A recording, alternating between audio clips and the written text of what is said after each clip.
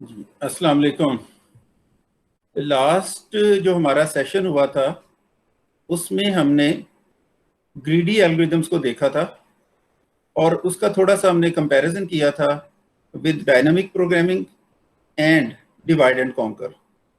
Basically अगर आप इस वक्त तक देखें तो ब्रूट फोर्स के अलावा अगर हम डिवाइड एंड कॉन्कर की बात करें, डायनामिक प्रोग्रामिंग की बात करें या इवन ग्रीडी की बात करें, तो इन सारों की बेस जो है वो हमें रिकर्सिव फंक्शंस में मिलती है।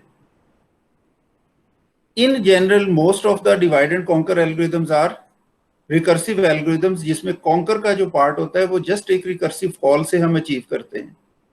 डिवाइड एंड डायनामिक प्रोग्रामिंग के केस में भी हमने ये देखा था कि एक ऑप्टिमल सब स्ट्रक्चर एग्जिस्ट करता है प्रॉब्लम के अंदर, और जब ऑप्टिमल सब स्ट्रक्चर एग्जिस्ट करता है तो वही ऑप्टिमल सब structure in the form of recursion हमारे सामने आता है। सिमिलरली ग्रीडी एल्गोरिदम्स जो हैं ये भी उन टिपिकल प्रॉब्लम्स पे अप्लाई होते हैं जिनमें कोई ना कोई ऑप्टिमल सब स्ट्रक्चर होता है, तो इनके लिए भी रिकर्जन जो है वो हम यूज कर सकते हैं।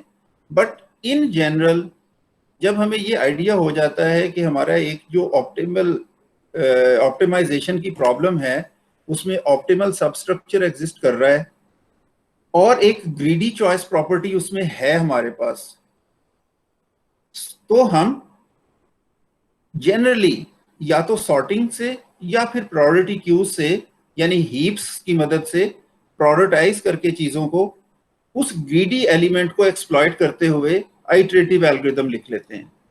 तो उसमें एक मिसाल हमने कवर की थी, वो कॉइन चेंज की थी। मैंने आपसे साथ जिक्र किया था, कवर तो नहीं किया था लेकिन हमने थोड़ा सा उसको डिस्कस किया था कि जनरल स्टोर्स पे या डिपार्टमेंटल स्टोर्स के ऊपर जब आप शॉपिंग करते हैं, आप किसी को जब पेमेंट करते हैं तो इन रिटर्न जो आपको चेंज रिटर्न करता है वो चेंज रिटर्न करते हुए ग्रीडी चॉइस यूज करता है। वो कोशिश करता है minimum number of notes and coins के अंदर आपका चेंज आपको वापस कर दे। तो मिनिमम नंबर ऑफ कॉइन्स और नोट्स तभी हासिल हो सकते हैं जब वो बड़े बड़े डिनोमिनेशंस के नोट्स या कॉइन्स यूज करेगा। तो ये ग्रीड है, ग्रीडी चॉइस है कि जितना मुमकिना तौर पर बड़ा नोट वापस किया जाएगा उतनी जल्दी चेंज वापस हो जाएगी। इसके बाद हमने एक और प्रॉब्लम जो थी ग्रीडी एलिमेंट से देखी थी, वो फ्रैक्शनल नैपसैक थी कि हम अगर अपने नैपसैक में फ्रैक्शन भी किसी आइटम की स्टोर कर सकें।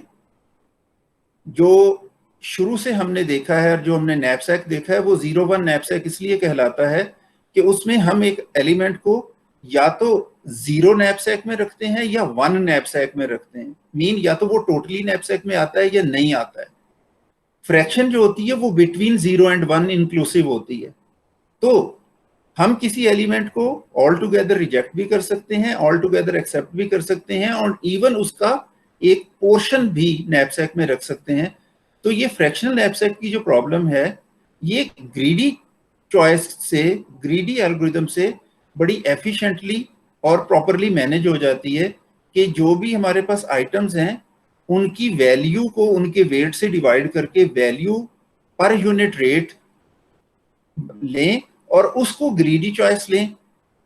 वो तमाम जो एलिमेंट्स नैपसैक में पूरे पूरे आ जाते हैं उनको पूरा रख लें और उसके बाद एक एलिमेंट आएगा जिसका पोर्शन आएगा और आप बाकी एलिमेंट्स रिजेक्ट हो जाएंगे। तो हम सॉर्ट करके बड़ी इजीली इस चीज को मैनेज कर सकते हैं। ग्रीडी एल्गोरिदम्स के अंदर एक जो प्रॉब्लम है वो एक्टिविटी सिलेक्शन की है। एक्टिविटी सिलेक्शन ये है कि हमें सर्टेन एक्टिविटीज गिवन है जिनका स्टार्ट टाइम भी है और फिनिशिंग टाइम भी है, और हमारे पास एक रिसोर्स है जिसमें उन एक्टिविटीज को हमने रन करना है। मसलन कोई सेमिनार रूम है और उसके अंदर सेमिनार्स होने हैं, या लेक्चर रूम है जिसके अंदर लेक्चर्स होने हैं। तो एक ही इस प्रॉब्लम में हमारे पास रिसोर्स है और सर्टेन एक्टिविटीज ही जिनके स्टार्ट और फिनिशिंग टाइम गिवन है। वो नेचुरली ओवरलैपिंग है। क्योंकि स्टार्ट और फिनिशिंग टाइम डिफरेंट एक्टिविटीज के ओवरलैपिंग है तो हम सारी एक्टिविटीज को पैरेलल एक रिसोर्स में तो रन नहीं कर सकेंगे। तो एक्टिविटी सिलेक्शन प्रॉब्लम अगर मैं इस तरह से पोज करूं कि मैक्सिमम कितनी एक्टिविटीज रन हो सकती हैं और वो कौन कौन सी हैं, तो ये प्रॉब्लम जो है ये बुक में गिवन है। बहुत ही सिंपल सी प्रॉब्लम है। हम फिनिशिंग टाइम को ग्रीडी चॉइस लेंगे, सॉर्ट कर लेंगे फिनिशिंग टाइम के ऊपर, और उस एक्टिविटी को जो अर्लीस्ट फिनिश हो रही होगी उसको रिसोर्स को एलोकेट कर देंगे। जैसे ही वो फिनिश होगी और उस टाइम या उस टाइम के फौरन बाद वो वाली एक्टिविटी जो उसके बाद स्टार्ट हो रही है लेकिन अर्लीस्ट फिनिश्ड है उसको टाइम दे देंगे, एंड सो ऑन। तो इससे इस चीज की गारंटी बहरहाल होगी कि हम maximum number of activities run कर सकेंगे।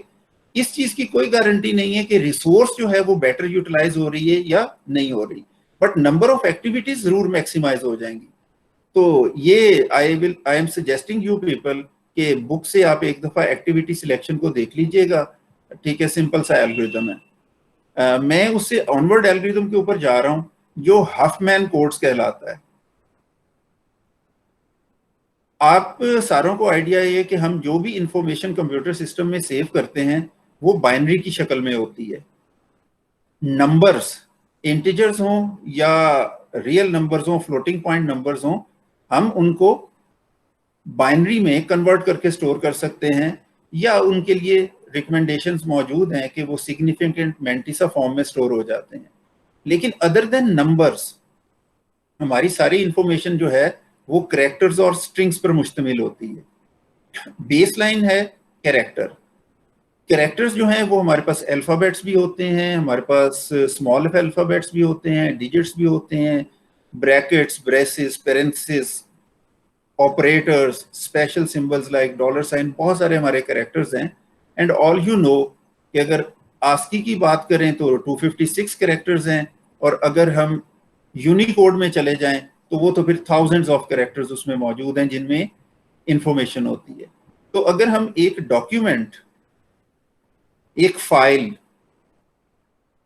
उसको सेव करते हैं तो उसमें जो भी इंफॉर्मेशन मौजूद है वो अकॉर्डिंग टू ह्यूमन, तो इंग्लिश में या किसी भी नेचुरल लैंग्वेज में लिखी जाएगी।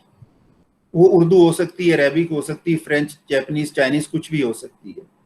और हर एक लैंग्वेज का अपना एक कैरेक्टर सेट है। अब इन कैरेक्टर्स को जब हम सेव करेंगे एज अ फाइल तो नेचुरली वहां तो 0-1 की कॉम्बिनेशन में जाना है, तो इन बिटवीन एक कोडिंग मैकेनिज्म होता है। इस वक्त आप सारे लोग फेमिलियर हैं, मैं उस कोडिंग स्कीम में नहीं जा रहा हूं। आस्की कोडिंग स्कीम जो है वो इंग्लिश के लिए अवेलेबल है। आस्की कोडिंग स्कीम जो है वो फिक्स्ड विड्थ कोडिंग है। फिक्स्ड विड्थ कोडिंग इसे हम इसलिए कहते हैं कि for every symbol, for every character equal number of bits use होती हैं।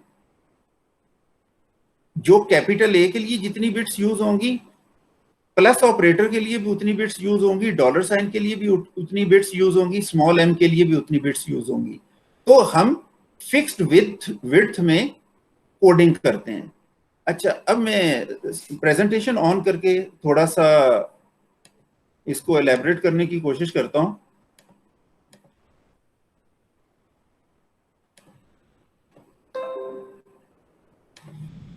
सो स्टूडेंट, अगर मेरे पास एक इंफॉर्मेशन है और वो इंफॉर्मेशन जो है वो है फॉर एग्जांपल अल्फा। अब इस अल्फा वर्ड में 5 कैरेक्टर्स हैं। अब उनमें से ये ए का कोड है, ये बी का कोड है, ये सी का कोड है, सॉरी, मतलब ये जो ऊपर कैरेक्टर्स लिखे हुए हैं ये इनके कोड्स हैं, और हर एक जो कोड है उसमें इक्वल नंबर ऑफ बिट्स हैं। तो अगर मुझे इस अल्फा को कोड करना है तो मैं ए का कोड उठाऊंगा और ए का कोड यहां प्लेस कर दूंगा, इस विड्थ में आ जाएगा। एल का कोड उठाऊंगा वो इस विड्थ में रख दूंगा, पी का कोड उठाऊंगा वो इस विड्थ में रख दूंगा, एच का कोड उठाऊंगा वो इधर आ जाएगा, और ए का कोड इधर आ जाएगा। फिक्स्ड विड्थ है। आस्की में सारे 8 बिट के होते हैं। तो यहां पे मेरे पास 40 बिट का एक what we called code word आ जाएगा, जो बाइनरी में होगा। ये 40 बिट का कोड वर्ड है। अब ये तो हो गई कि मैंने फाइल को, इंफॉर्मेशन को कोड करके स्टोर कर लिया है बाइनरी में। अब दूसरी सिनेरियो ये है कि मेरे पास कोड वर्ड मौजूद है। ठीक है, मेरे पास फाइल है और उस फाइल में इंफॉर्मेशन बाइनरी में है और उसके अंदर ये 40 बिट्स मौजूद हैं।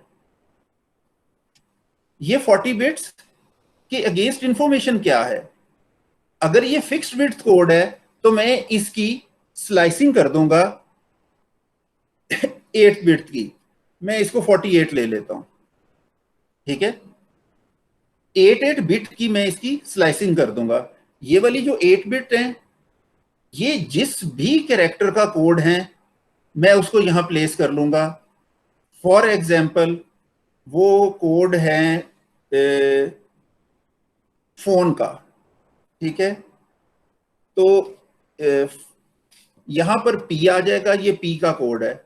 अगली 8 बिट्स में एच का कोड है, अगली 8 बिट्स में ओ का कोड है, अगली 8 बिट्स में एन का कोड है, अगली 8 बिट्स में ई का कोड है और अगली 8 बिट्स में जीरो कोड है, which is some sort of terminator. ठीक है, तो मेरे पास ये इंफॉर्मेशन कोड वर्ड से जो कि नीचे मौजूद था डीकोड हो गई इनटू द नेचुरल लैंग्वेज। तो फिक्स्ड लेंथ कोड में हमें फायदा क्या होता है कि हमारे पास एनकोडिंग और डीकोडिंग बहुत आसान होती है। हमें जो इंफॉर्मेशन को कोड करना है, हम हर सिंबल के अगेंस्ट कोड पिक करते हैं और उसको ज्वाइन करते जाते हैं। हमारे पास एक बड़ा सा बाइनरी स्ट्रिंग आ जाता है जो कोड वर्ड होता है।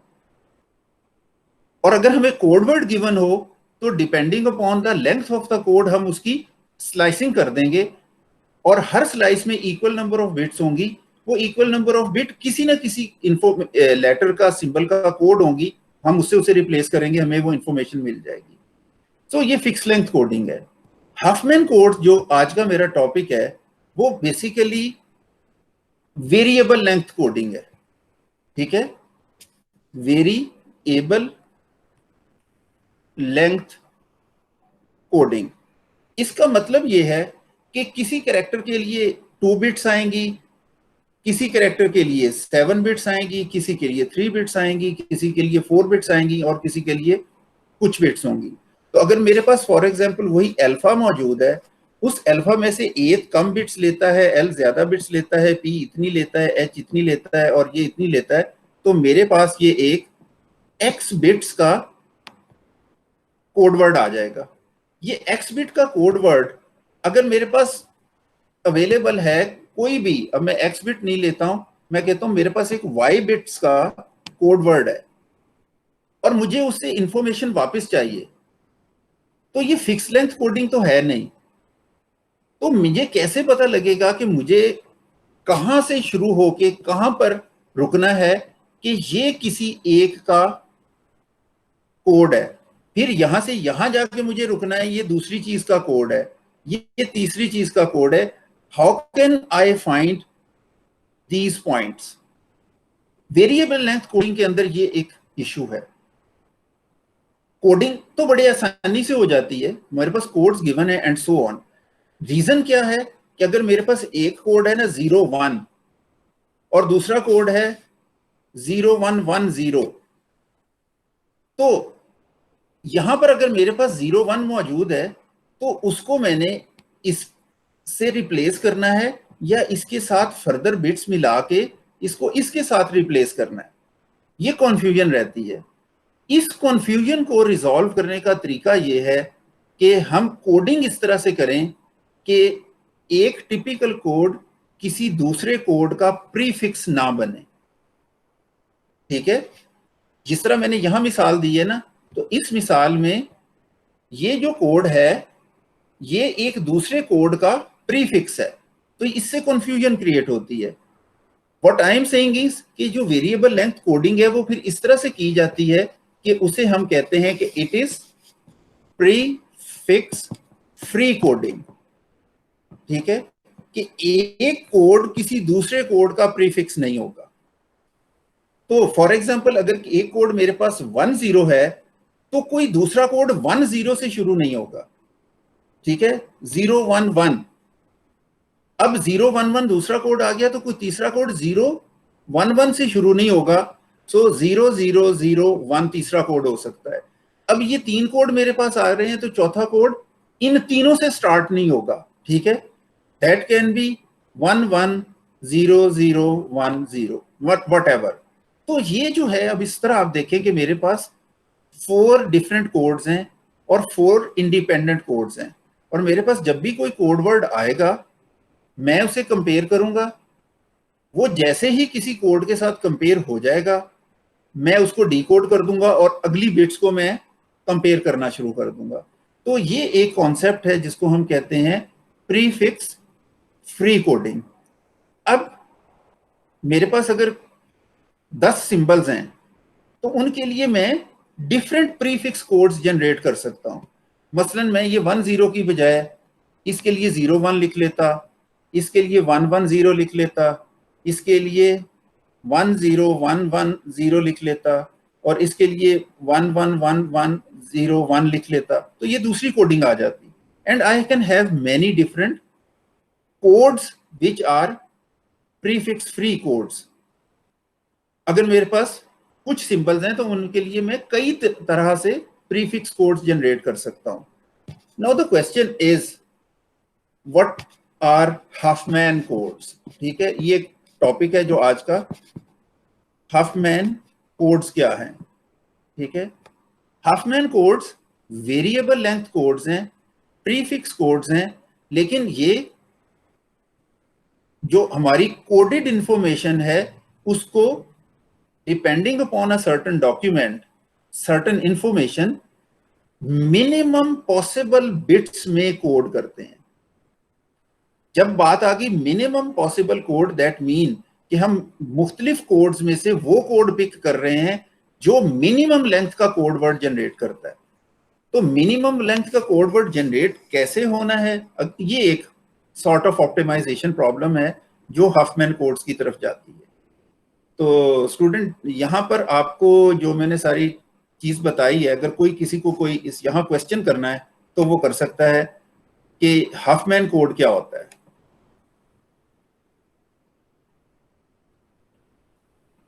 जी स्टूडेंट्स, आप मौजूद हैं, सुन रहे हैं मुझे?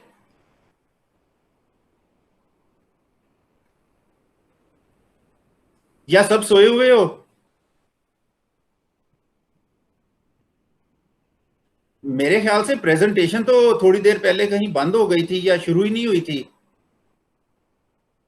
समझ आ रही है आपको?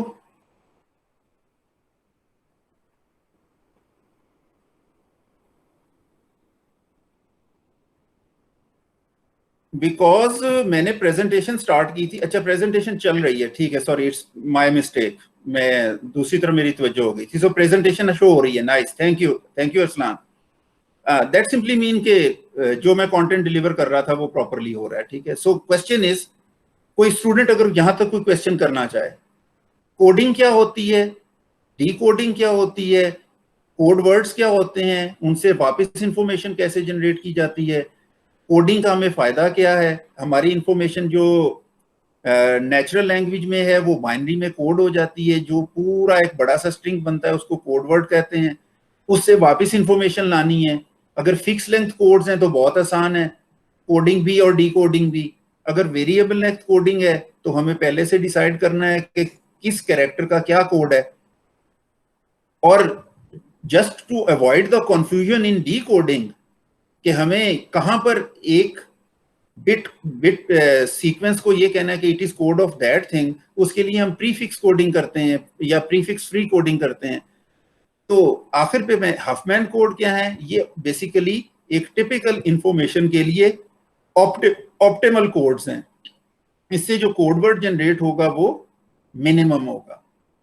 तो यहां तक जो है वो मैंने जो भी इस वक्त आपको समझाया वो आपको समझ आ रही है?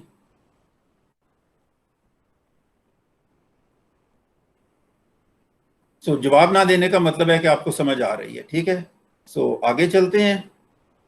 हफमैन कोड्स तो मैंने आपको डिटेल में बता दिए हैं, ठीक है। ये जनरली इस्तेमाल होते हैं टू कंप्रेस डेटा, ठीक है, वेरी इफेक्टिवली। डेटा जो करेक्टर्स की शक्ल में होता है। अब उसके बाद यहां उसने जो एग्जांपल ली है मैं उसी को लेके चल रहा हूं कि सपोज देयर इज अ 1000 नहीं 100,000 कैरेक्टर डेटा फाइल, ठीक है, जिसको हम कॉम्पैक्टली स्टोर करना चाह रहे हैं। और इसमें अगर चूंकि इतने कैरेक्टर्स मौजूद हैं और अगर हम उसको फिक्स लेंथ कोड के साथ रखेंगे तो नेचुरली वो इसका एक मल्टीपल होगा, ठीक है। तो आगे बढ़ते हैं, अगले पेज के ऊपर वो एग्जांपल आ जाती है। अगर हम इसको फिक्स लेंथ कोड के साथ रखते हैं और उसमें फाइल में इंफॉर्मेशन जो है वो सिर्फ ABCDEF कैरेक्टर्स हैं, पूरी सीरीज हमारे पास नहीं है इंग्लिश की और डिजिट्स और पंक्चुएशंस। एज ए एग्जांपल उसमें सिंपली ये 6 सिंबल्स हैं। इन 6 सिंबल्स के लिए फिक्स लेंथ कोड जो है वो 3 डिजिट का काफी है कि A के लिए ये कोड कर लें, B के लिए ये कोड कर लें, CDEF के लिए। तो फिक्स लेंथ कोड में अगर हर कोड की लेंथ 3 है और 100,000 कैरेक्टर्स हैं फाइल में, तो 300,000 बिट्स रिक्वायर्ड होंगी। अब आ जाए वेरिएबल लेंथ कोड।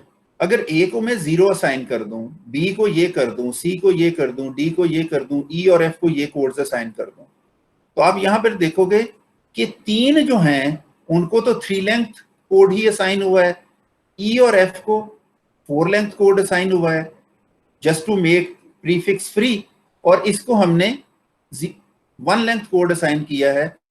अब 0 किसी का प्रीफिक्स नहीं है, ये यहां पर क्लियर है। अब डिपेंडिंग अपॉन के फाइल में हर वर्ड कितनी दफा आया है, हर कैरेक्टर, अगर A 45,000 दफा आया है तो वो 45,000 बिट्स लेगा। B अगर 13,000 दफा आया है तो वो 13 इंटू 3, क्योंकि उसके कोड की लेंथ इतनी है, वो 13 इंटू 3 इतने बिट्स लेगा। E अगर 9,000 टाइम्स आया है तो वो 9 इंटू 4 36,000 बिट्स लेगा। तो we can add all them and we can find out के how many bits can be used here. हम चाह रहे हैं कि ये प्रीफिक्स फ्री कोडिंग इस तरह से करें कि मिनिमम नंबर ऑफ बिट्स जो हैं वो यूटिलाइज हों, ठीक है। सो इस एग्जांपल को आप देख लीजिएगा, ये 224 बिट्स लेगा जो वेरिएबल लेंथ कोड है, ठीक है। आगे बढ़ते हैं।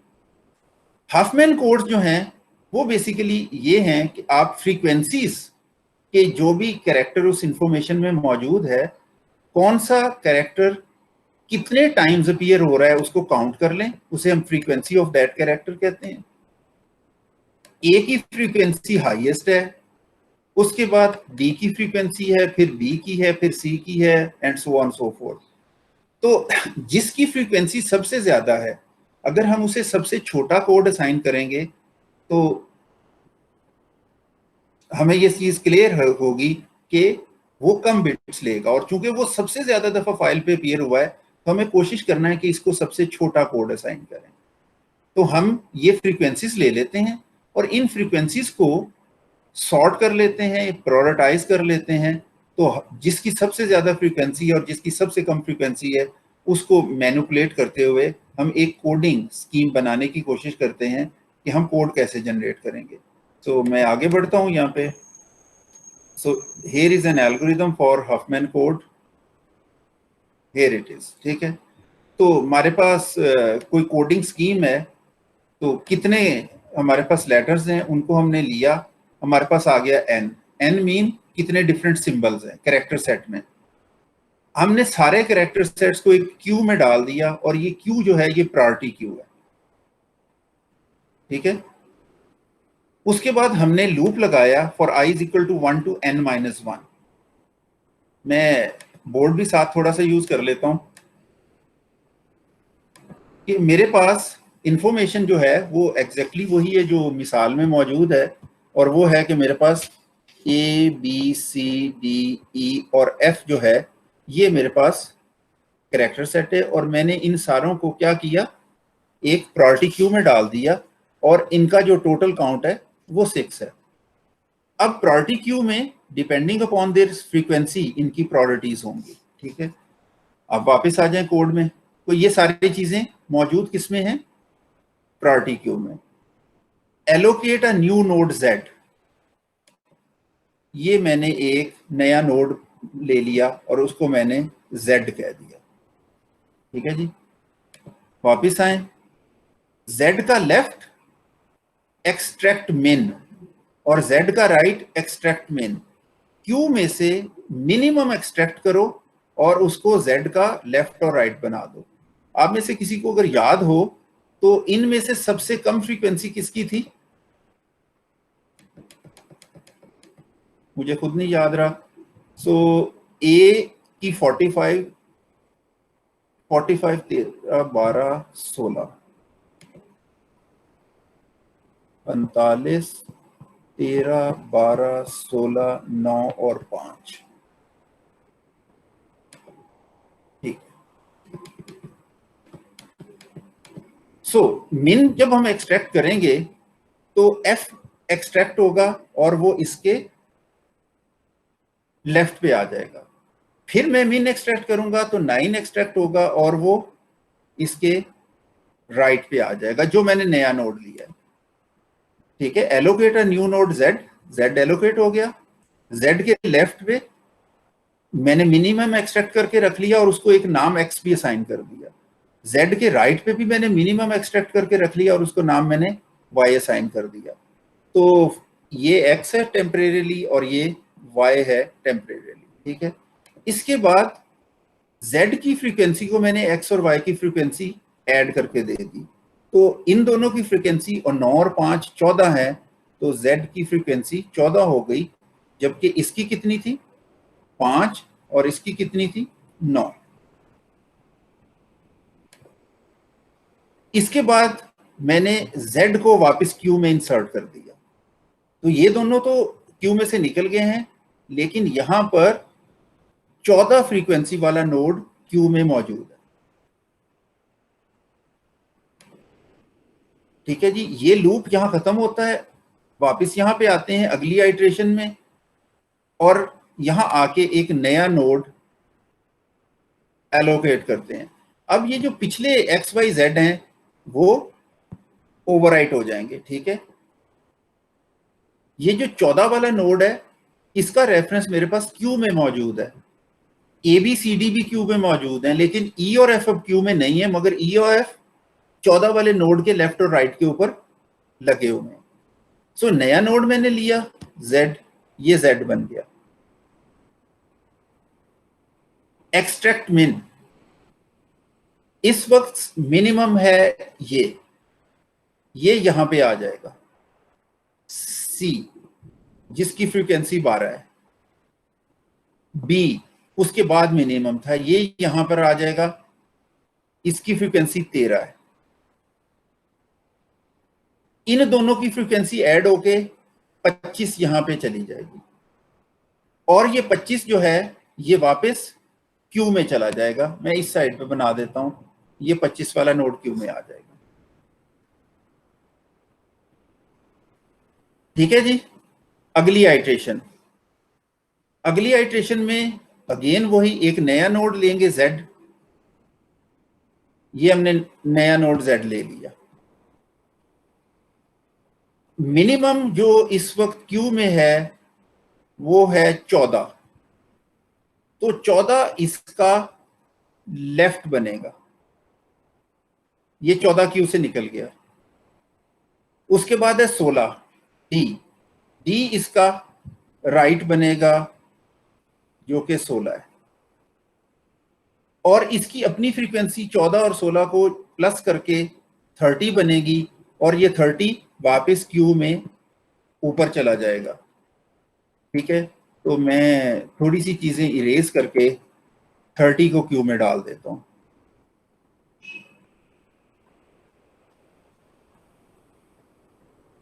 ये 30 क्यू में आ गया। आप इस वक्त इमेजिन करें कि ये टेढ़ी मेढ़ी सी जो तस्वीर बन रही है, ये बाद में मैं इसको सीधा कर दूंगा, ठीक है। सो 30 क्यू में जाने के बाद अगली आइट्रेशन आएगी। अब मेरे पास इस वक्त क्यू में तीन वैल्यूज मौजूद है, मैं उनको हाईलाइट कर देता हूं, ये और ये। बाकी सारी चीजें जो हैं वो क्यू से निकल चुकी हैं, कुछ मैंने मिटा दी हैं, कुछ को मैंने क्रॉस किया हुआ है। तो अगेन नई आइट्रेशन में मुझे क्या करना है, मुझे एक न्यू नोड लेना है। वो न्यू नोड मैं यहां बना लेता हूं, उसके लेफ्ट पे मैंने एक्सट्रैक्ट मिन करना है। तो लेफ्ट में जब एक्सट्रैक्ट मिन होगा तो वो ये 25 है जो मिन निकलेगा। उसके राइट पे भी मैंने एक नोड जो है वो रखना है। तो ये जो 30 वाला नोड है वो इसके राइट पे आ जाएगा, और इन दोनों की फ्रीक्वेंसी 25 और 30 ऐड होके यहां पर आ जाएंगी, which is I think so 55, और ये 55 वापस क्यू में चला जाएगा। अगली आइट्रेशन में एक नया नोड असाइन होगा, उसमें से 45 उसके लेफ्ट पे आएगा, 55 उसके राइट पे आएगा, और फिर वो क्यू में चला जाएगा, और 5 आइट्रेशंस जो हैं वो पूरी हो जाएंगी। तो उससे जो एक अच्छी सी तस्वीर जनरेट होनी है वो शायद ये वाली है, ठीक है। 45 और 55 एडअप होके 100 हो जाएंगे। तो अगर मैं इसको उसके साथ आपके साथ कंपेयर करूं तो ए के लेफ्ट पे 45 और ए के राइट पे 55, 55 के लेफ्ट और राइट पे 30 और 25। तो ये मैं आपको यहां पे शो कर देता हूं, 55 के लेफ्ट के ऊपर 25 है और राइट के ऊपर 30 है, ठीक है। 25 के लेफ्ट पे 12 13 है, 25 किधर है जी, ये 12 और 13 हो गए। 30 के लेफ्ट पे 14 और राइट पे 16 है, तो 30 के लेफ्ट पे 14 और राइट पे 16 आ गए, और 14 के लेफ्ट और राइट पे 5 और 9 मौजूद हैं। तो ये जो डायग्राम है बेसिकली, ये डायग्राम हमें शो कर रही है, ये जो बी पार्ट है, कि हमने with the help of priority queues and the frequencies एक ट्री जनरेट कर लिया। अब इस ट्री में ये जो हमारे पास यहां मौजूद है,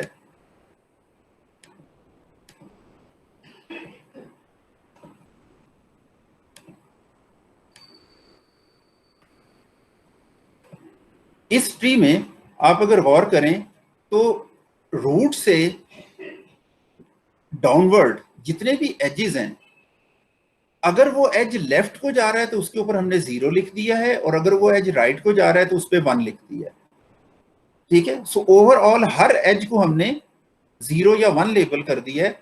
0 when it is moving left from any node, and 1 when it is moving right.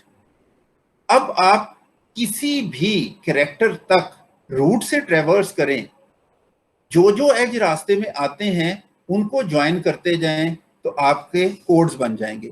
मसलन अगर मैं इसको ट्रेवर्स करूं तो ए के लिए जो मेरा कोड है वो है 0।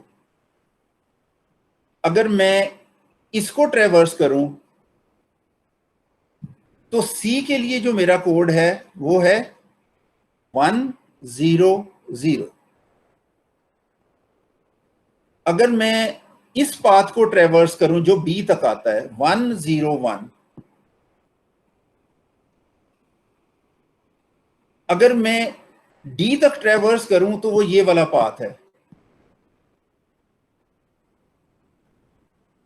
ई तक ट्रेवर्स करूं तो 1 1 0 1 है,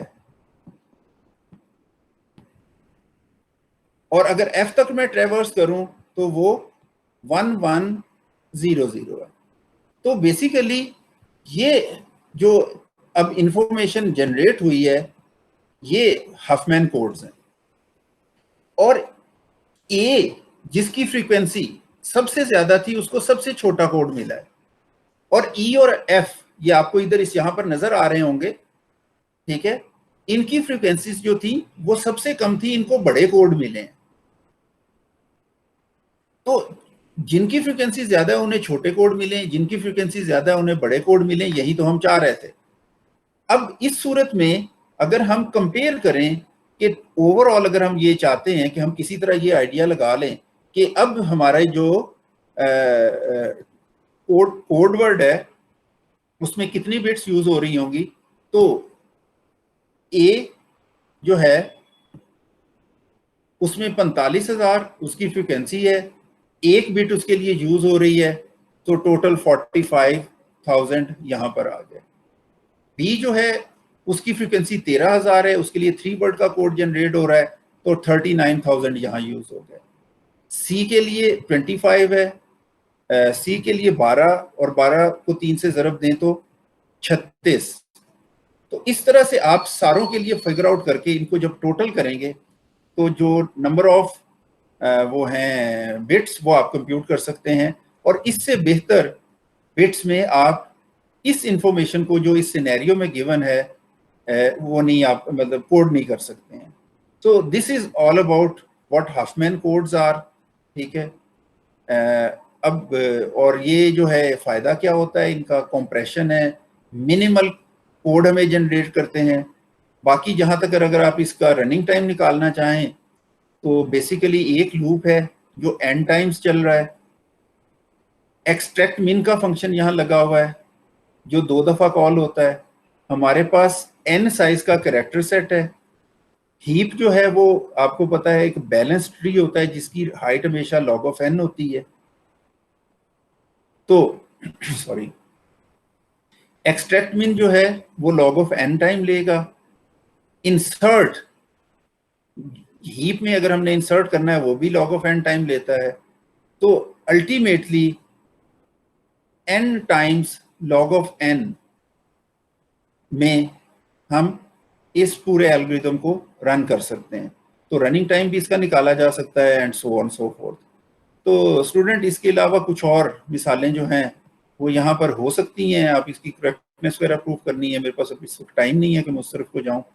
तो ग्रीडी एल्गोरिथम्स में हम ने एक्टिविटी सिलेक्शन मैंने आप पे छोड़ी है, कॉइन चेंज और फ्रैक्शनल नैपसैक मैंने करवा दी थी।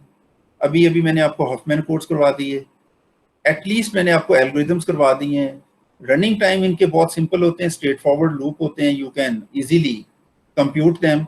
बस only you have to take care is कि अगर उसके अंदर फंक्शन कॉल हो रहे हैं तो वो फंक्शन कितना टाइम ले रहे हैं। तो बाकी इसके अलावा अपना एक रिकॉर्डिंग जो है वो मेरे पे ड्यू है। मैं उस रिकॉर्डिंग में कोशिश करूंगा कि कोई एक आधा ग्रीडी एल्गोरिथम या कोई एक आधा डायनेमिक प्रोग्रामिंग का जो एल्गोरिथम है उसकी थोड़ी डिटेल्स में आपको बता दूं। तो अब अगली तरफ मूव करते हैं जो एक बड़ा इंपॉर्टेंट टॉपिक है, ग्राफ्स का। ठीक है,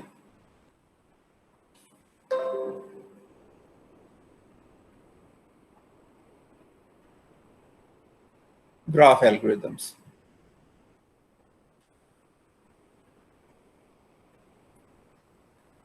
ग्राफ के मुतालिक आप सबको पता है कि ग्राफ जो है ये एक ऐसा डेटा स्ट्रक्चर है जिसमें नोड्स और एजेस मौजूद होते हैं।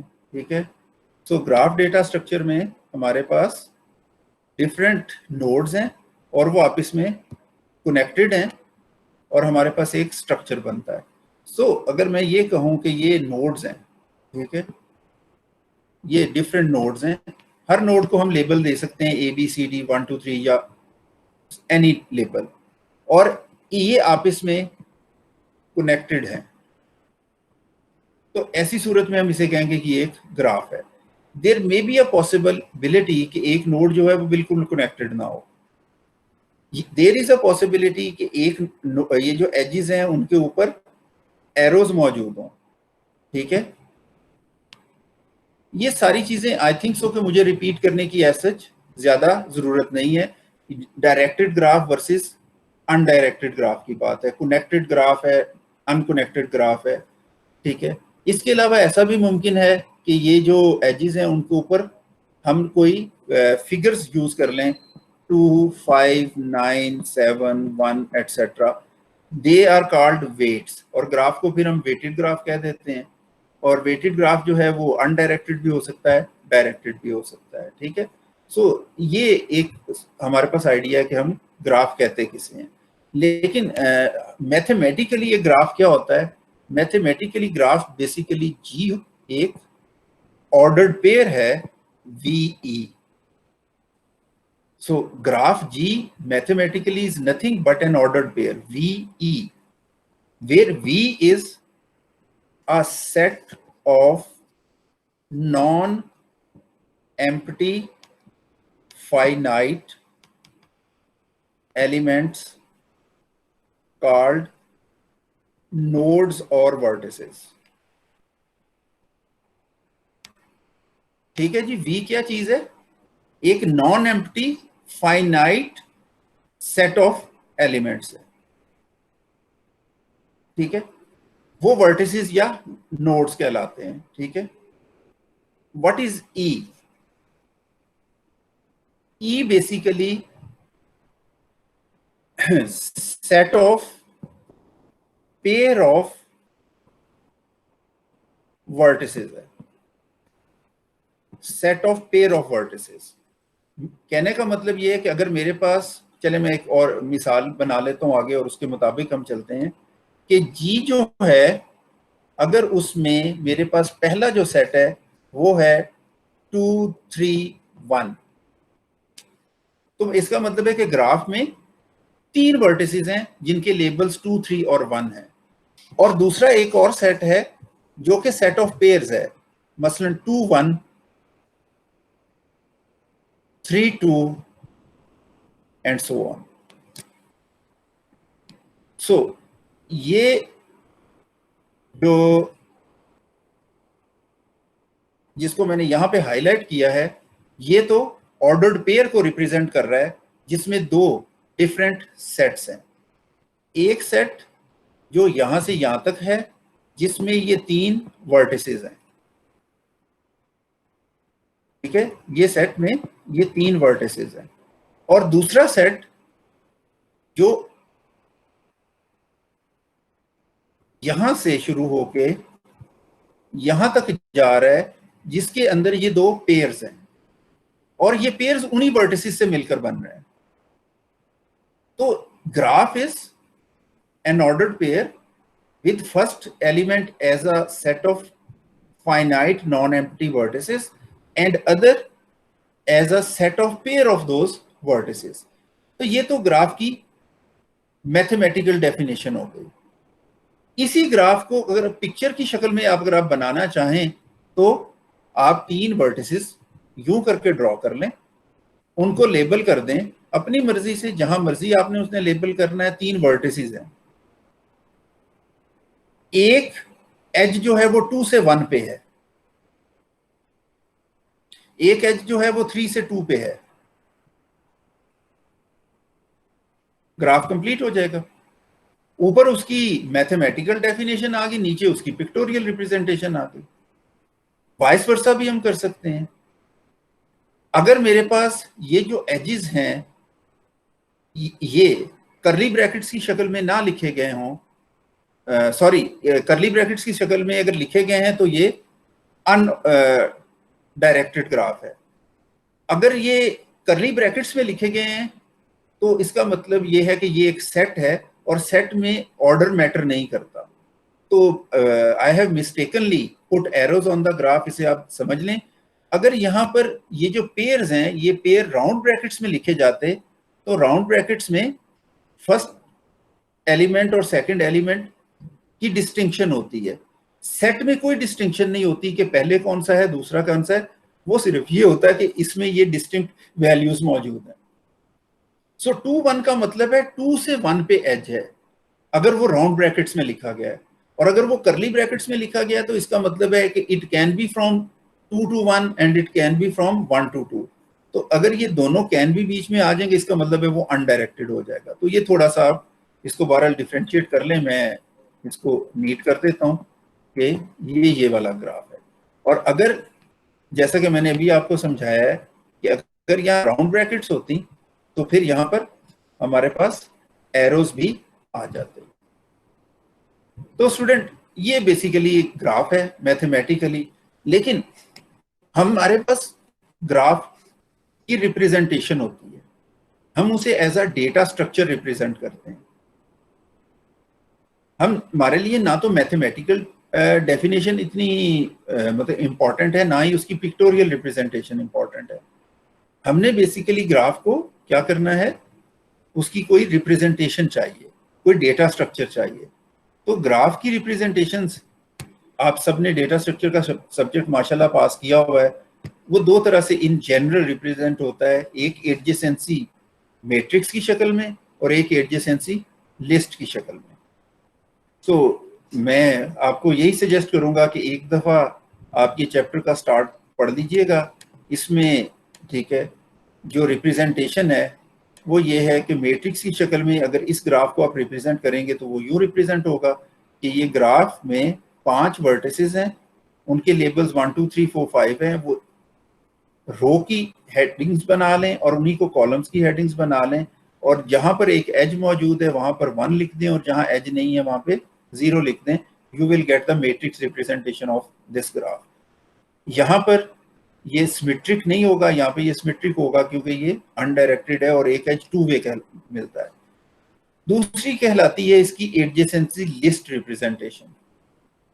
एडजेसेंसी लिस्ट रिप्रेजेंटेशन में बेसिकली हम एक लिस्ट या एरे ऑफ वर्टिसेस ले लेते हैं, जैसा कि यहाँ पर आप दो एग्जांपल में देख रहे हैं, और फिर हर जो वर्टेक्स है उससे ऑनवर्ड, उससे कनेक्टेड जितने भी वर्टिसेस हैं उनकी एक लिंक्ड लिस्ट बना दी जाती है। तो 1 से 5 और 2 लिंक्ड हैं, तो 2 और 5 मैंने यहां बना दिए। This slash mean end of the linked list. 2 से 3 लिंक्ड हैं, 1 5 4 और 3, 4 है रादर, तो 1 5 3 और 4 वो मैंने यहां बना दिए। अब ये तरतीब मैटर नहीं करती, ना ही यहां तरतीब मैटर करती है कि आपने यहाँ पे 1 2 3 4 5 लिखना था या 3 2 4 1 5 लिखना था। मैटर ये करता है कि यहाँ पर जो आप लेबल्स बता रहे हैं उसके अकॉर्डिंगली ग्राफ को फिल करें, ताकि जब इस ग्राफ को हम वापस डीकोड करें इनटू द पिक्टोरियल रिप्रेजेंटेशन तो वो हो जाए। सिमिलरली यहाँ पर ये तरतीब 1 2 3 4 5 जरूरी नहीं है, आप 3 1 2 4 5 भी लिख सकते हो, और फिर 1 से जो आगे हैं उनको आपने लिखना है, एंड सो ऑन। तो ये हमारे लिए जो रिप्रेजेंटेशन इंपॉर्टेंट है वो है कि ग्राफ हमें यूं मिले या यूं मिले, in the form of list और in the form of matrix.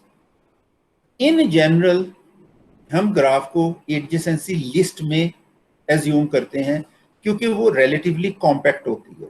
यहां मुझे V square, V mean the number of vertices in the graph, V square values चाहिए, लेकिन यहां जरूरी नहीं है वी स्क्वेयर वैल्यूज चाहिए, मुझे वी वैल्यूज चाहिए फॉर ईच वर्टेक्स, और ई मुझे नोड्स चाहिए लिंक लिस्ट के फॉर एवरी एज। तो टोटल मेरे पास v प्लस ई स्टोरेज होगी। तो स्टोरेज एफिशिएंटली यहाँ यूज होती है, इसलिए हम आमतौर पर ग्राफ को unless and until it is required in the matrix form हम उसे लिस्ट फॉर्म पे रखते हैं। तो ये रिप्रेजेंटेशंस होंगी, डिटेल आप पढ़ लीजिएगा। आगे बढ़ते हैं। हमारे पास जो दो यहाँ पर मेन एल्गोरिदम है वो सामने आते हैं, ये कहलाते हैं elementary graph algorithms. One of them is breadth first search and other is depth first search.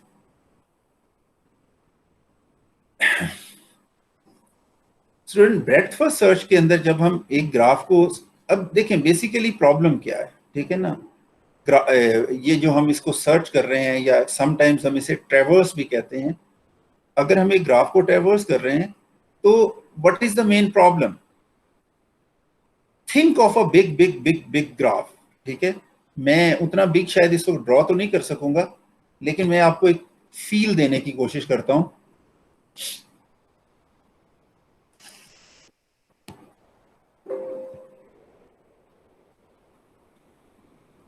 ठीक है जी।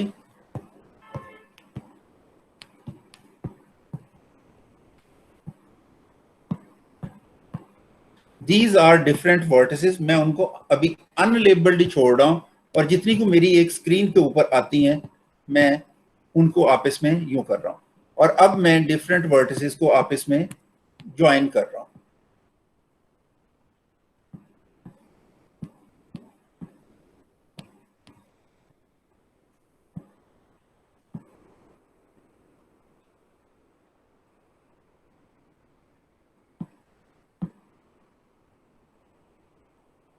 Now the student question is कि क्या इस वर्टेक्स से इस वर्टेक्स तक पहुंचा जा सकता है? You can take some time to say yes और नो। ये ग्राफ छोटा है, ठीक है, क्या इस वर्टेक्स से इस वर्टेक्स तक पहुंचा जा सकता है? क्या इस वर्टेक्स से इस वर्टेक्स तक पहुंचा जा सकता है? दीज आर सर्टेन क्वेश्चंस, बहुत सिंपल से क्वेश्चंस हैं। इमेजिन कि ये ग्राफ आपके पास पिक्टोरियल रिप्रेजेंटेशन में नहीं है, ये आपके पास एक एडजेसेंसी मैट्रिक्स या एक एडजेसेंसी लिस्ट में मौजूद है। इस वक्त ये ग्राफ आपके पास पिक्टोरियल रिप्रेजेंटेशन में मौजूद है और कंप्लीट आपको नजर आ रहा है, आपकी आंखों के सामने है कंप्लीट पिक्चर।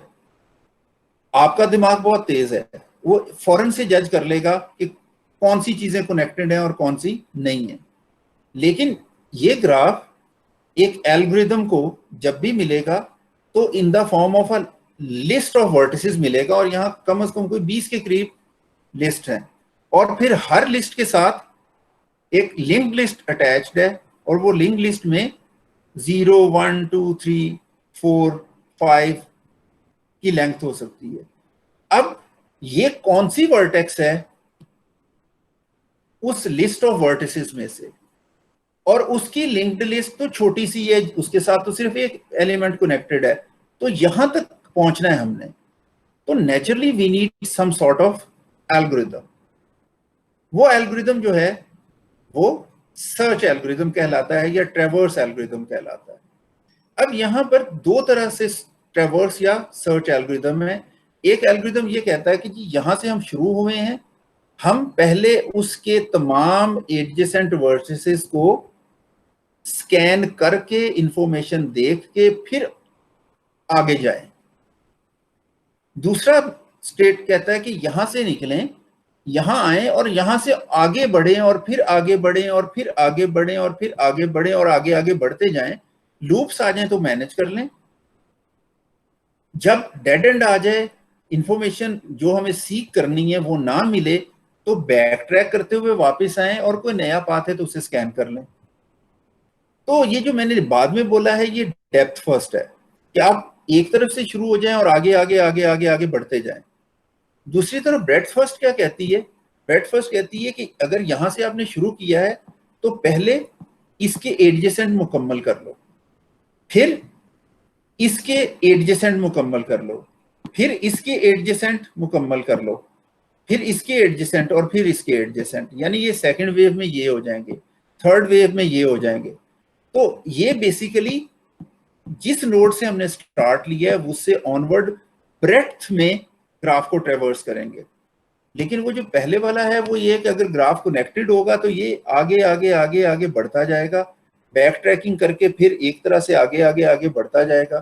तो ये एक तरफ से हमें डेप्थ में लेके जाएगा सर्च को।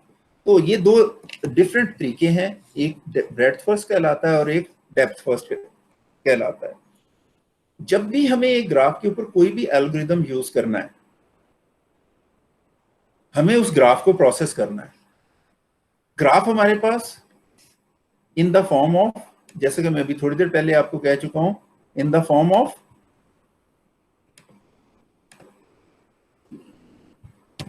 एडजेसेंसी मैट्रिक्स अवेलेबल है कि जी ये वर्टिसेस हैं एक ग्राफ में, और ये वाला वर्टेक्स यहाँ और यहाँ कनेक्टेड है, ये वाला वर्टेक्स यहाँ यहाँ और यहाँ कनेक्टेड है, ये वाला वर्टेक्स यहाँ कनेक्टेड है, ये वाला वर्टेक्स यहाँ है, ये वाला वर्टेक्स यहाँ यहाँ यहाँ यहाँ और यहाँ कनेक्टेड है, ये वाला वर्टेक्स यहाँ कनेक्टेड है और ये वाला वर्टेक्स इधर कनेक्टेड। सो ये ग्राफ है। अब आपके पास अगर ये ग्राफ G है तो G dot V mean this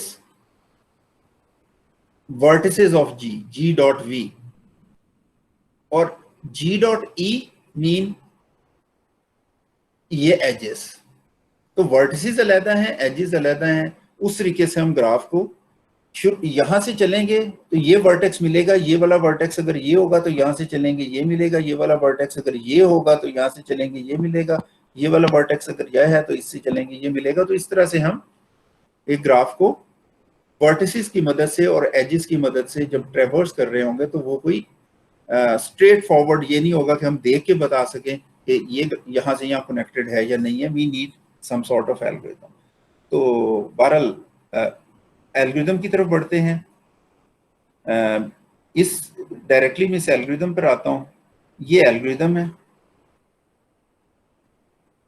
और इसके साथ एक हमारे पास ग्राफ भी अवेलेबल है. सो लेट्स सी कि मैं उस ग्राफ को भी यहाँ से पिक कर लूँ.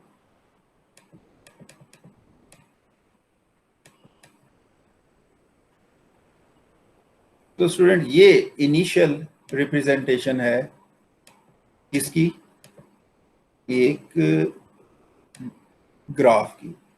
अगेन यहाँ पे देखें कि सहूलत के लिए हमने ग्राफ को एज अ पिक्चर ही लिया है, एज अ एडजेसेंसी लिस्ट नहीं लिया. लेकिन ये मैं कह रहा हूं, ये फिलहाल हमने इसे जस्ट अपनी सहूलत के लिए लिया है. अब मैं मेरा ख्याल है कि इसको पेंट ब्रश में ले जाया जाए.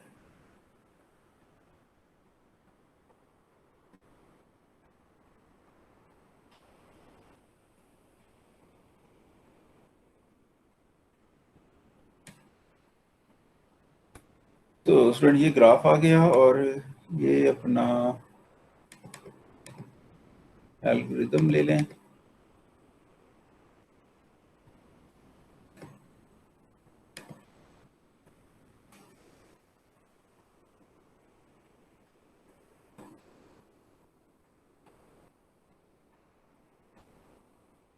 तो ये ऑलमोस्ट दोनों साइड बाय साइड मैंने ले लिए. सो BFS is breadth first search. G is the graph on the left. S is the starting vertex. That S is not necessarily the label S जो कि इत्तफाक से यहाँ पे अवेलेबल है. This S is a variable. ठीक है, it can hold any node. बहरहाल here it is S. तो BFS एल्गोरिथम सबसे पहले क्या करता है? सबसे पहले वो ये वाला काम करता है.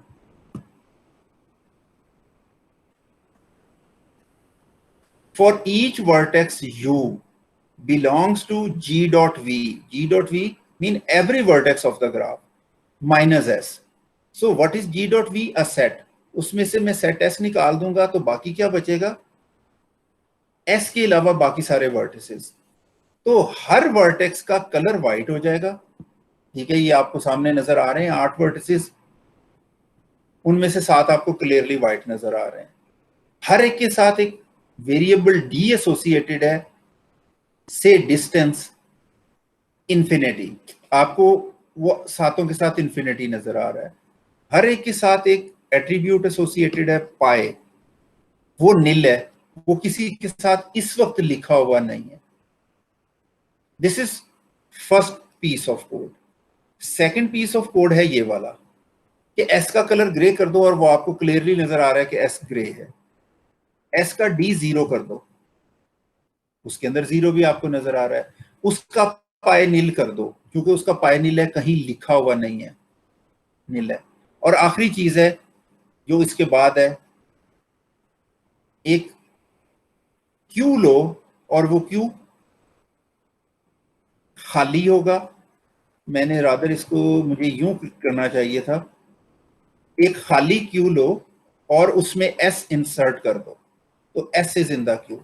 ठीक है, what is S? The starting vertex.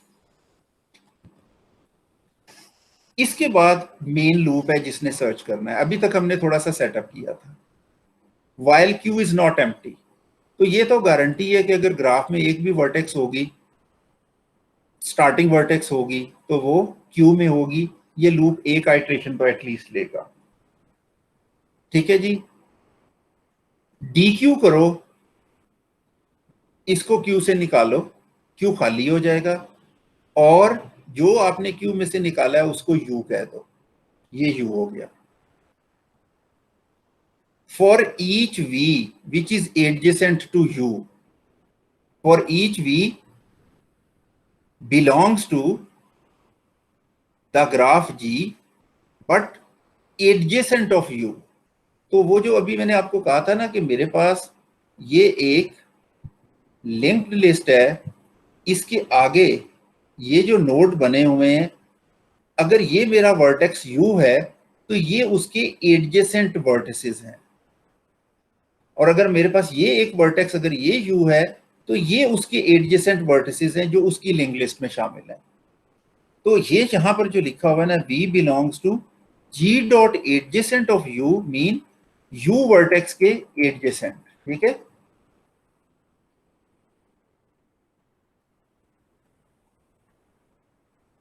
तो ये मेरे पास आ गया यू वर्टेक्स।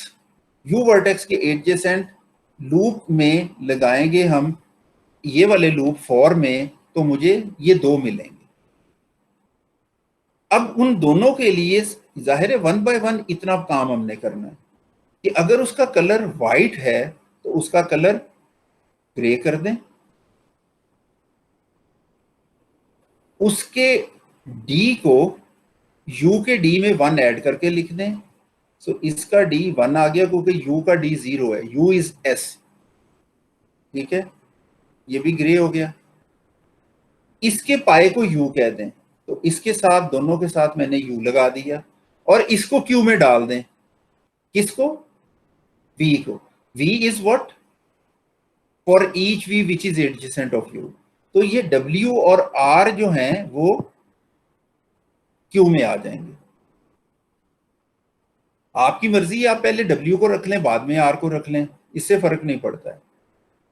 ट्रेवर्सल हमारी परफेक्ट होगी, आउटपुट हमारी डिफरेंट हो सकती है, बट वो ग्राफ की टोपोलॉजी के मुताबिक ही होगी। सो बहरहाल एनक्यू करने के बाद, ठीक है, जब ये सारे एडजेसेंट वर्टिस जो यू के हैं वो प्रोसेस हो जाएंगे, तो हम यू को क्या करेंगे? ब्लैक कर देंगे। ठीक है, सो यू हमारा ब्लैक हो जाएगा, और फिर हम वापस आएंगे वाइल लूप पे। Q is not empty, Q में से हम आर को निकाल देंगे, और जो चीज भी क्यू में से निकलेगी वो यू कहलाएगी। अब उसके एडजेसेंट वर्टिसेस को हम प्रोसेस करेंगे, और अगर वो वाइट नहीं होंगे तो हम प्रोसेस करेंगे, वरना नहीं करेंगे। तो ये तो वाइट नहीं है, यू का एडजेसेंट एस है ना ये वाला, ये तो वाइट नहीं है, ये तो ब्लैक हो चुका है। दूसरा यू का एडजेसेंट ये वी है, ये नीचे वाला, ये वाइट है। अगर ये वाइट है तो हमने तीन काम करने हैं। इसको ग्रे करना है, इसके डी में जो ये वाला है इसमें वन ऐड करके लिखना है, तो इसका डी आ जाएगा टू।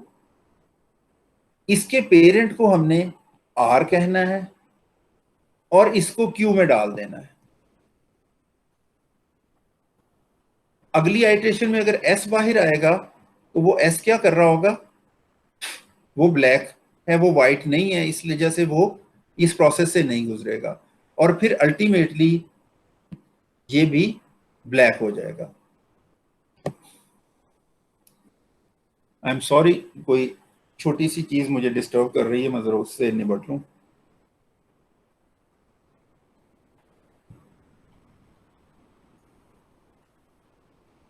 Feeling comfortable. अच्छा जी, अब जब वापस आएंगे इस आइट्रेशन के बाद उसे ब्लैक करके, तो क्यू में से डब्ल्यू निकलेगा, वो ये वाला है। इसके एडजेसेंट में से ये तो ऑलरेडी ब्लैक है, ये दो हैं, इन दोनों को D2 मिलेगा, P इन दोनों को W मिलेगा। ये दोनों ग्रे हो जाएंगे फॉर दिस, और ये दोनों क्यू में भी चले जाएंगे, X और T। W तो निकला ना, X और T। अगली आइट्रेशन में V बाहर आएगा, वो ये वाला है, उसका एडजेसेंट एक ही है, वो ऑलरेडी ग्रे है, उसके लिए कोई प्रोसेस नहीं होगा। अगली आइट्रेशन में Y बाहर आएगा, जहां भी है, ठीक है, वो प्रोसेस होगा, एंड सो ऑन। तो हर वर्टेक्स एक दफा क्यू में जाएगा, जब बाहर आएगा तो ये वाला जो भी लॉजिक है आप उसके ऊपर इंप्लीमेंट करते जाएंगे। सो अल्टीमेटली एक स्टेज आएगी कि क्यू में कोई एलिमेंट नहीं बचेगा, और आपका ये जो एल्गोरिथम है वो कंप्लीट हो जाएगा। मैं वापस बुक पे आता हूं,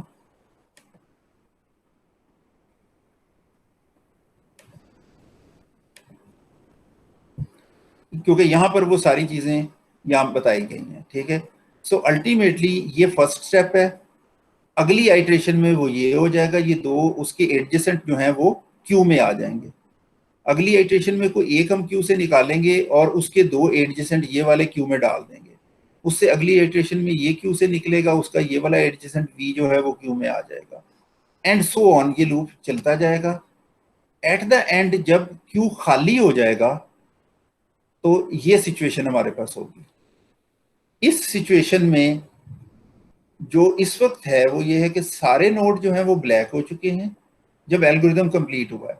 इसका मतलब है कि at the end of the algorithm color attribute of each vertex is of no use because her vertex has a color black। लेकिन दूसरी इंफॉर्मेशन ये है वो कि हर वर्टेक्स के साथ जो डी पैरामीटर एसोसिएटेड था, now it is replaced with 0 1 2 and 3। What these 0 1 2 and 3 are representing के स्टार्टिंग वर्टेक्स एस से ये टिपिकल वर्टेक्स कितने मिनिमम ऑफ एजेस अवे है, और वो एजेस कौन से हैं वो यहां पर इसने हाईलाइट करके आपको दिखा दी है। सो एस वर्टेक्स से एक्स वर्टेक्स 2 एजेस अवे है, और वो 2 एजेस जो हैं वो डाउनवर्ड एंड राइटवर्ड हैं। एस वर्टेक्स से यू वर्टेक्स जो है वो 3 एजेस अवे है, और वो downward, upward, diagonal and rightward है। तो इस तरह से you can find out them. लेकिन वो जो तीसरा पैरामीटर था पाए, वो किस काम आएगा? वो बेसिकली हर वर्टेक्स के साथ उसका पेरेंट वर्टेक्स या प्रेडिसेसर वर्टेक्स अटैच करता है। मसलन ये जो आर और डब्ल्यू हैं, इनका प्रेडिसेसर एस था, तो आर और डब्ल्यू जिन एजेस के साथ एस से कनेक्टेड थे उसको इसने हाईलाइट कर दिया। ठीक है। सो स्टूडेंट, इसको मैं आमतौर पर यह कहता होता हूं कि इस एक्सरसाइज के लिए हम एक, गिव मी अ मिनट, मुझे उसको थोड़ा सा ढूंढ लेने दें, एक पेपर चार्ट फिल करने की कोशिश करते हैं। वो मैंने यहाँ बनाया हुआ, मैं अभी आपको दिखाता हूँ।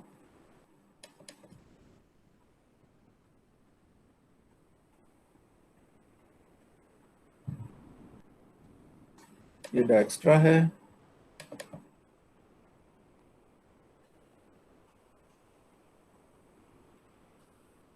ये डायनामिक प्रोग्रामिंग है,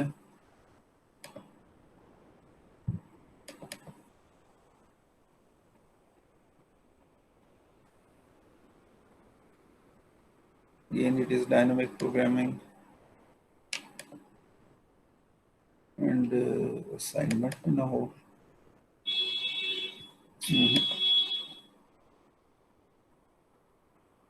उसने आज ही घूमना था।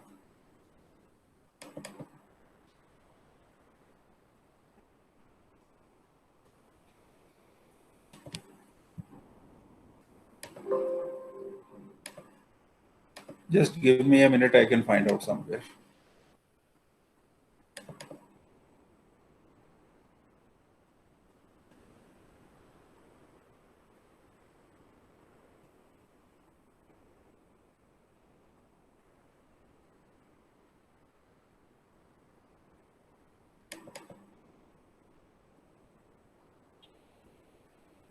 So जी, ये इस तरह की हम एक एक्सरसाइज कर लेंगे तो उससे हमें ये चीज जो है वो खासी क्लियर हो जाएगी। ठीक है। ये इस वक्त स्क्रीन के ऊपर आपको एक ग्राफ नजर आ रहा है। सो इस वक्त आप ये बिलीव कर लें कि ये ग्राफ है जिसमें ये एक लिस्ट ऑफ वर्टिसेस है, A B C S D T V, और ए के एडजेसेंट वर्टिसेस हैं M C and D, B के एडजेसेंट वर्टिसेस हैं डी ओनली, सी का टी है, ए का ए और एम है, एंड सो ऑन। तो ये यहां तक ग्राफ है, और हर वर्टेक्स के साथ कलर डी और पी एसोसिएटेड है, पी फॉर पाई। इनिशियली हमने सारों के साथ डी इंफिनिटी कर दिया, इनको नन या नील कर दिया और इनको वाइट कर दिया। अब आप इस एल्गोरिथम को लें, ये वाला जो एल्गोरिथम है, और इस एल्गोरिथम को इसके ऊपर रन करें। जब ये एल्गोरिथम अपना काम कंप्लीट कर लेगा, और आपने रन कैसे करना है, स्टार्ट अगर हम एस से ले रहे हैं तो एस की एडजेसेंट ए है, तो हम ए का कलर ग्रे कर देंगे यहां पे। इसके डी में, एस के डी में जो भी लिखा होगा वो नेचुरली 0 लिखा है हमने लूप में आने से पहले, उसमें 1 ऐड करके लिख देंगे, और यहाँ पी में हम एस लिख देंगे। सो एट द एंड हमारे पास ये टेबल भर जाएगा। जब ये टेबल भर जाएगा तो मैंने जैसा बोला कि ये सारे के सारे तो ब्लैक हो जाएंगे, डी सारे के सारे 0 1 2 3 ऑनवर्ड आ जाएंगे हमारे पास, और यहां पर हमारे पास प्रेडिसेसर नोड आ जाएगा। प्रेडिसेसर नोड क्या करता है, ये बताता है कि ये टिपिकल नोड ए जो है, अगर इसका प्रेडिसेसर एस है तो ए एस से डिस्कवर हुआ था, और अगर ये प्रेडिसेसर नोड सी है, यहां पर हमने एम लिखा हुआ है, तो इसका मतलब है सी एम वर्टेक्स से डिस्कवर हुआ था। तो वो ये हमारे पास ये जो पाथ्स हैं इनको हाईलाइट करने में हमें हेल्प करते हैं, जो प्रेडिसेसर नोड्स होते हैं, पी या पाई वॉट एवर दे आर। तो मैं ये आपको भेज दूंगा, आप इस टेबल को अपने तौर पर टेबल फॉर्म पे लेके फिल कीजिएगा, इसकी आप पिक्टोरियल रिप्रेजेंटेशन भी बना लीजिएगा, और एट द एंड इस तरह से इनको हाईलाइट भी कर दीजिएगा, और ग्राफ के ऊपर कुछ चीजें मेंशन भी कर दीजिएगा कि starting from here when Q is empty to here when Q is again empty, ये 2 स्टेजेस के ऊपर हमारा ग्राफ किस तरह का लगता है। तो स्टूडेंट बेसिकली ये ब्रेड्थ फर्स्ट सर्च एल्गोरिथम है, जो अभी मैंने आपके सामने थोड़ा सा उसको एक्सप्लेन किया है। Breadth first search algorithm graph को ब्रेड्थ बाय ब्रेड्थ सर्च करता है। यहाँ ये छोटा सा ग्राफ है, इसमें क्या है, इसने सबसे पहले इसको ट्रेवर्स किया, इसके बाद इसने इन दोनों को ट्रेवर्स किया, उसके बाद इसने इन तीनों को ट्रेवर्स किया जो उनके एडजेसेंट थे, और चौथी सूरत में इसने इनको ट्रेवर्स किया।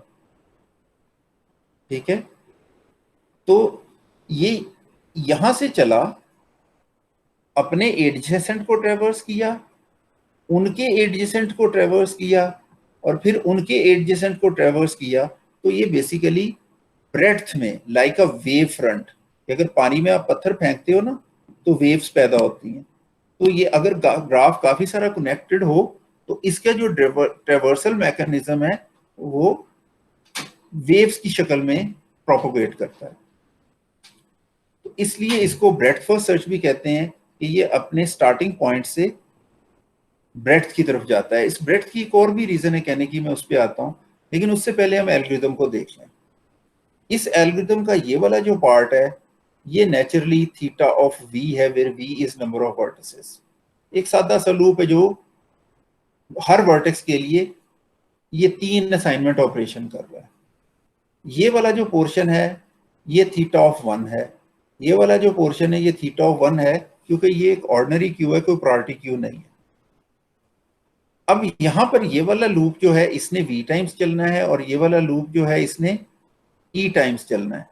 तो ओवरऑल ये जो बड़ा सा लूप है ये लगता है वी टाइम्स ई चलेगा, लेकिन हकीकत में ये वी टाइम्स ई नहीं चलता। अगर हम क्लेवरली इसका एनालिसिस करें तो हम ये देखते हैं कि ये जो अंदर वाला लूप है वो चल तो बेशक एजेस के लिए रहा है, लेकिन हर एज एक से ज्यादा दफा ट्रेवर्स नहीं होता। ठीक है, ये जो कंडीशन यहाँ पे लगी हुई है, ये वाली कंडीशन, ये एक एज को एक से ज्यादा दफा ट्रेवर्स नहीं होने देती।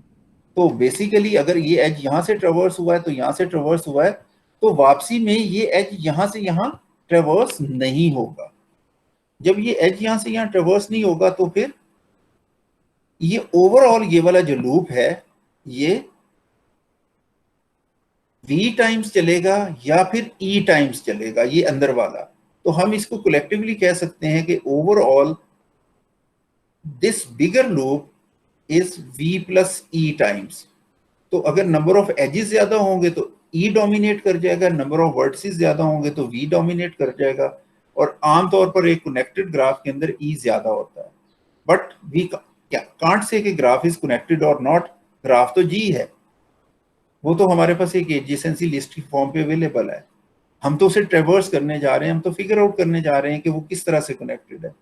तो overall running time is this plus this plus this plus this. तो मोस्ट डोमिनेटिंग टर्म इज, क्योंकि वी तो इसके अंदर भी आ गया ना, तो अगर वी डोमिनेट कर रहा होगा तो नेचुरली तो ये तो 1 है। तो running time of the depth first algorithm is V plus E. तो स्टूडेंट ये था breadth first search algorithm. Time जो है वो भी मेरी उस पर नज़र पड़ी है, तो टाइम इतना को तो हो गया है कि आई थिंक सो कि आप छुट्टी मांगेंगे, तो कर लें छुट्टी, उसमें कोई हर्ज नहीं है। कमिंग क्लास जो हमारी परसों होगी इंशाल्लाह, वो शायद रेगुलर आखिरी क्लास हो। तो मैं उसमें कोशिश करूंगा कि डेप्थ फर्स्ट सर्च एल्गोरिथम जो है उसको इसी तरीके से कवर करने की कोशिश करूं जिस तरीके से अभी मैंने ब्रेडथ फर्स्ट सर्च कवर किया। डेप्थ फर्स्ट सर्च जो है वो जिस तरह यहां हमने क्यू यूज किया है, वो क्यू की बजाय स्टैक या बैक ट्रैकिंग यूज करता है, और बैक ट्रैकिंग हम रिकर्जन की मदद से भी कर लेते हैं। तो वो बेसिकली एक रिकर्सिव एल्गोरिथम है। तो मैं आपसे रिक्वेस्ट ये करूंगा कि अगर आप हो सके तो परसों तक बुक में से डेप्थ फर्स्ट सर्च को एक दफा देख लें, थोड़ा सा उसको ड्राई रन करने की कोशिश करें, लाइक मी, जैसा मैंने आज आपको कराने की कोशिश की है, सो दैट के उसको हम अर्लियर कवर कर लें।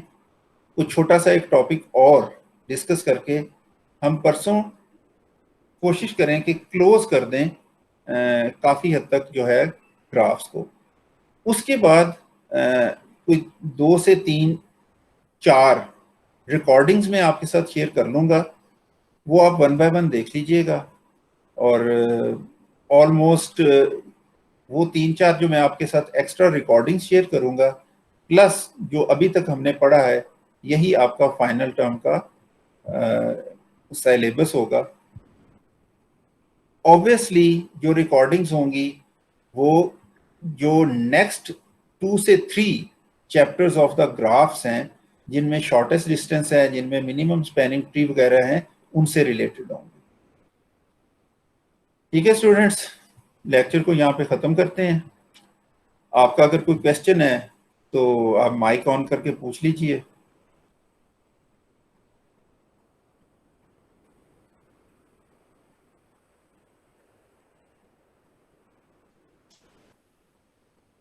तो 5 स्टूडेंट्स जो इस वक्त ऑनलाइन है उसमें से किसी ने माइक ऑन नहीं किया। अल्लाह हाफिज।